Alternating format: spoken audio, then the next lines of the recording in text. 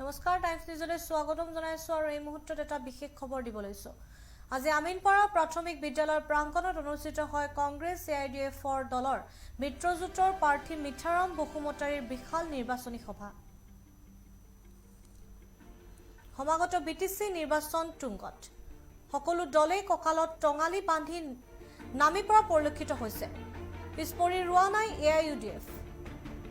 নিৰ্বাচনৰ বতাহে বতাহ কপাই তুলিছে আৰু এনেহেন সন্ধিক্ষণত শুক্ৰবাৰে সন্ধিয়া ওদালগুৰি জিলা ৩৭ নং ধনশ্ৰী পৰিষদীয় সমষ্টিৰ অন্তৰ্গত আমিনপাৰা প্ৰাথমিক বিদ্যালয়ত অনুষ্ঠিত হয় কংগ্ৰেছ এআইডিএফ দলৰ মিত্ৰজোঁটৰ মনোনীত প্ৰাৰ্থী মিঠাৰাম বসুমতাৰীৰ এখনি বিশাল নিৰ্বাচনী সভা। উক্ত সভাত সহস্ৰাধিক ৰাইজ উপস্থিত থাকে।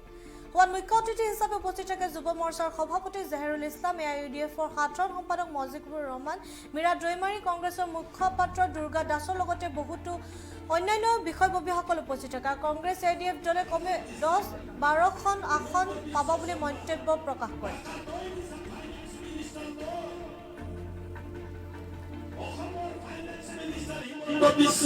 তুমি হোৱা যদি এক বছৰ টাকা দিওঁতে হাগ্ৰামাই খাইছিল, তাৰ পিছত 1 বছৰ 2 বছৰ 3 বছৰ 4 বছৰ 5 বছৰেদি কি বুলি টকা দি আছিল, তাৰ মানে হাগ্ৰামা মহিলাক টকা দি থাকোঁতে দুৰ্নীতি কৰিবলৈ দি থাকোঁতে ভাগ দি থাকোঁতে হাগ্ৰামা ভাল আছিল, এতিয়া প্ৰমোদ বৰগোহাঁই পাহৰি গ'ল। এইটো কেনেকৈ হ'ব? বিটিচিক পুনৰ অশান্ত কৰাৰ যিকেইটা শক্তি বিজেপি, বিপিএফ আৰু বিপিপি, এই তিনিওটা ৰাজনৈতিক দলক বিটিচিৰ পৰা উৎখাত কৰি বিটিচিৰ যিটো সমূহীয়া শান্তি সম্প্ৰীতি ভাতৃত্ববোধ ঐক্য সংহতি, এই ঐক্য আৰু সংহতি যিটো বহু বছৰ পিছত খন্দৰি উঠিছে, এই খন্দৰি উঠা ঐক্য সংহতিত আমি যাতে বড়োফা উপেন্দ্ৰনাথ ব্ৰহ্ম, কালিৰাম ব্ৰহ্ম ডাঙৰীয়া, ভীমবৰ দেউৰী, শ্ৰীমন্ত শংকৰদেৱ, মাধৱদেৱ, আজানদেৱ, এই সকলোবোৰ পুৰুধা ব্যক্তিৰ আদৰ্শত যিটো জাতি জনগোষ্ঠীৰ যিটো সমন্বয় বিটিচিত খন্দৰি উঠিছে, এই সম্প্ৰীতি যাতে আমি বাহাল ৰাখিব পাৰোঁ, তাৰ কাৰণে বিটিচিৰ এই নিৰ্বাচনটোক আমি অতি স্পৰ্শকাতৰ হিচাপে গণ্য কৰিছোঁ, অতি চিৰিয়াছ হিচাপে আমি লৈছোঁ।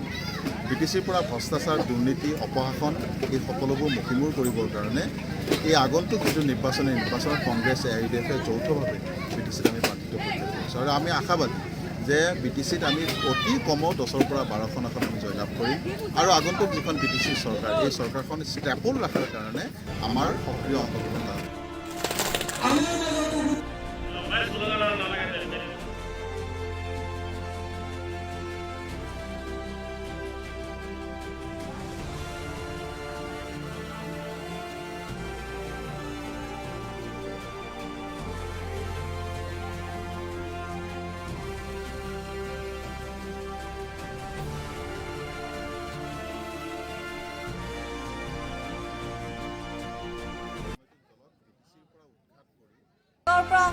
আশৰানুল হকৰ ৰিপৰ্ট টাইমছ নিউজ টুডে।